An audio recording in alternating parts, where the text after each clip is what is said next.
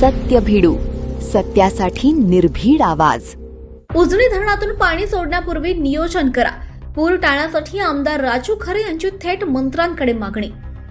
उजनी धरणातून पाणी सोडण्यापूर्वी योग्य नियोजन करा आणि नदीला पूर येणार नाही याची काळजी घ्या, अशी थेट मागणी मोहोळचे आमदार राजू खरे यांनी राज्य सरकारकडे केली आहे. 27 जुलै 2026 रोजी आमदार राजू खरे यांनी ग्रामविकास मंत्री जयकुमार गोरे आणि जलसंपदा मंत्री राधाकृष्ण विखे पाटील यांना निवेदन दिलंय. सध्या भीमा खोऱ्यात चांगला पाऊस सुरू असून उजनी धरणातील पाणीसाठा झपाट्यानं वाढतोय. पावसाळ्याचे अजून काही महिने शिल्लक असतानाच धरणातील साठा मोठ्या प्रमाणात भरतोय.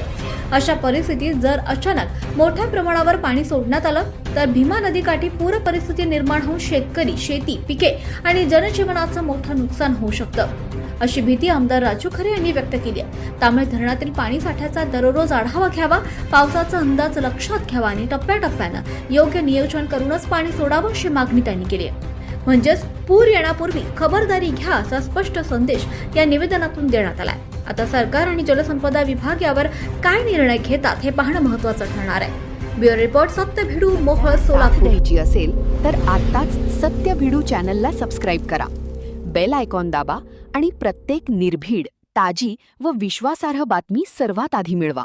सत्य भिडू, सत्यासाठी निर्भीड आवाज.